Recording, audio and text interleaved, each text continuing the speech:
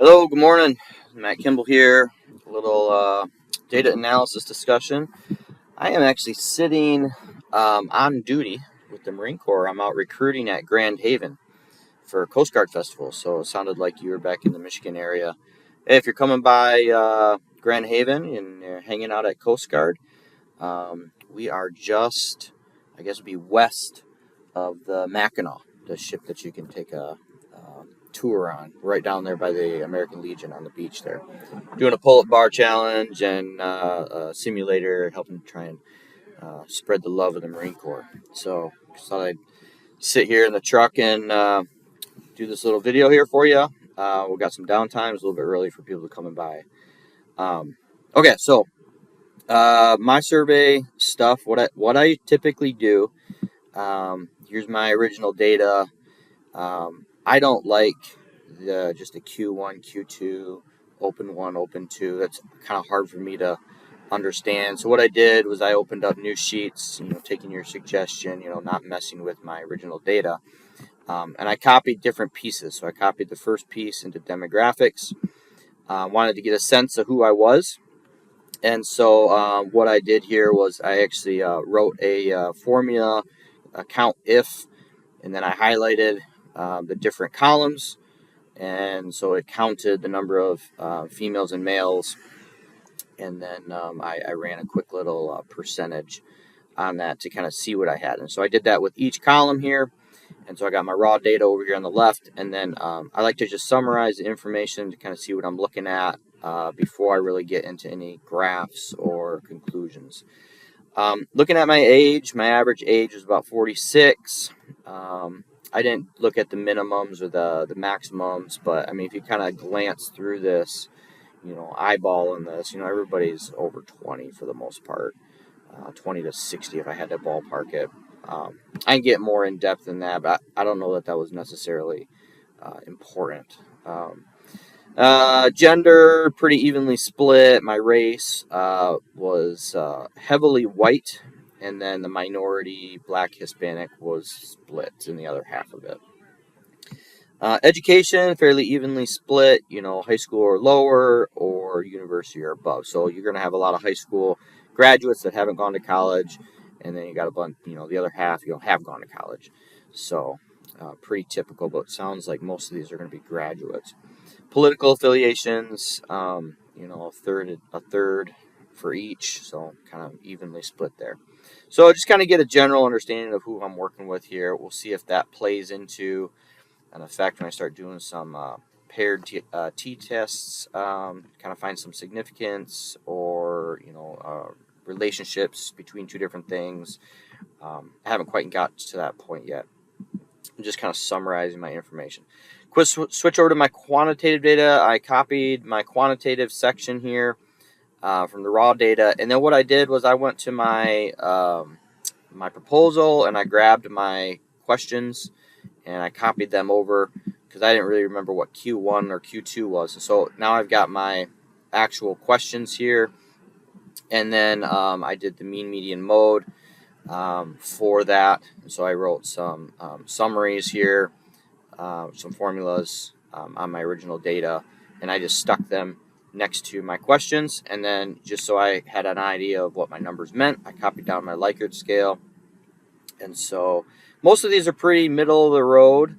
But when you started looking at the modes, the most commonly chosen question, because when you do a Likert scale, you don't really want the average, because you're going to have people on the strongly agree side or the strongly disagree side. You want to know where the majority of your people are landing, and so I'd look at the mode more closely, and I just kind of put that into words for me. So if you were a 1, the most common selection was 1, meaning they most strongly agree. So I said most people are strongly agreeing.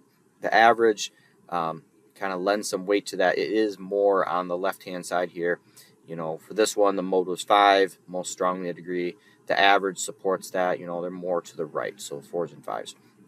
And then I put that into words. So what I did was I rewrote the question with the mode, and so I kind of rewrote that. And so here we got some statements. Motivation requires some clear goals.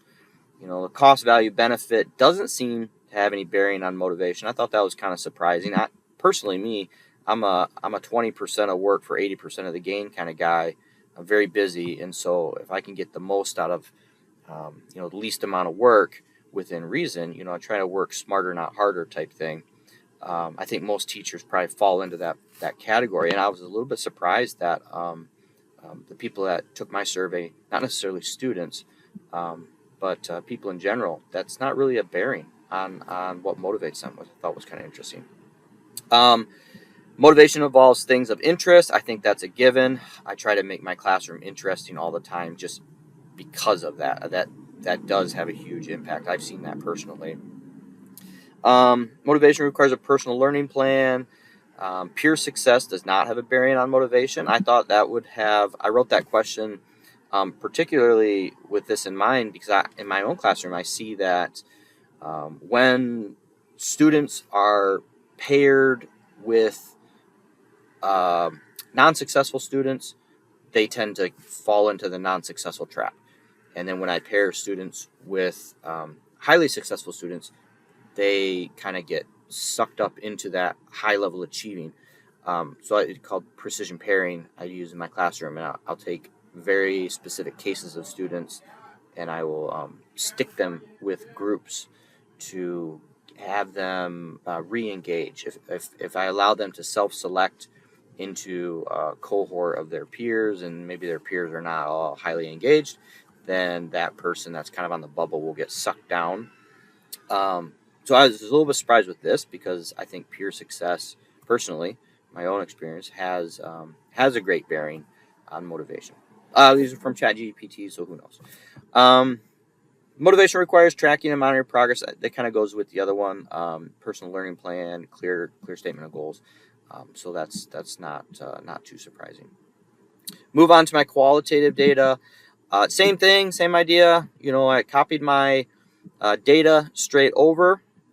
The colors don't really mean anything.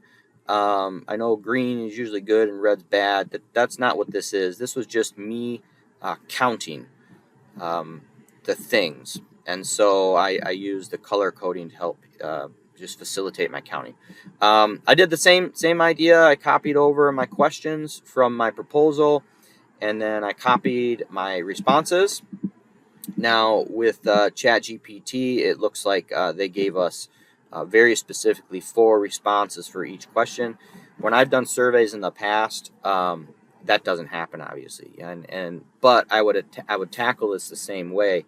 I would group common themes. I would look for keywords, and I'd try to you're kind of saying the same thing as this. And so I take those two ideas and they're saying it in different words, but they're really saying the same thing.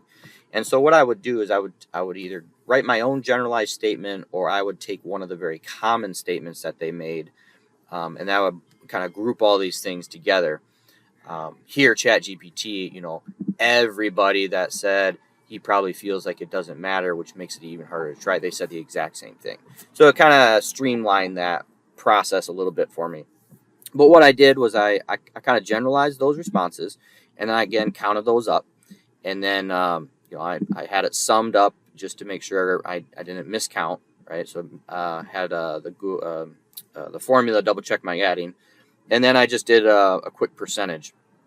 And so what I did here, I just kind of broke that down for each of my open-ended questions, just to have something to look at.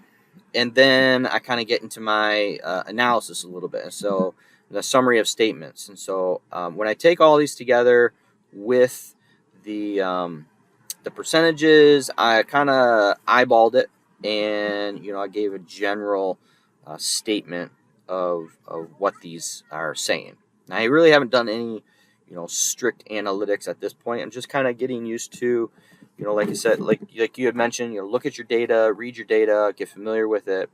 And so far, that's where I'm at. I'm getting very familiar with my data. I'm trying to make general statements.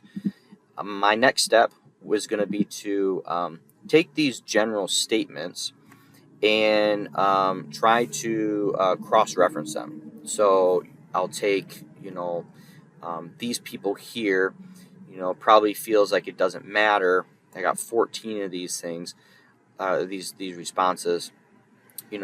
How does this line up with, say, the number of people that um, require clear goals?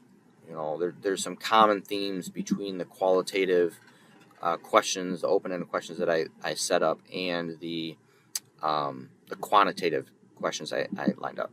My questions originally are based on these beliefs. You can see them kind of numbered here: belief 1, belief 2, belief 3. And so I can also pull that in, looking at the hypothesis specifically. So which questions are helping out each hypothesis. But yeah, so I'll start throwing some graphs together and seeing what I can see. In the past, I've used ChatGPT as a tool. I can take these summarized data sets and I can put them into ChatGPT, and I can ask ChatGPT if these are significant or not. And when I've done this in the past, ChatGPT has given me suggestions about, well, you could run a one-tailed t-test or a two-tailed t-test. It's brought up suggestions like, well, you could look at a growth percent, which I don't know is applicable to this case. You could do a pivot table and stuff like that. So ChatGPT has been pretty good with giving me suggestions on statistics, because I'm not very good with the statistics packages.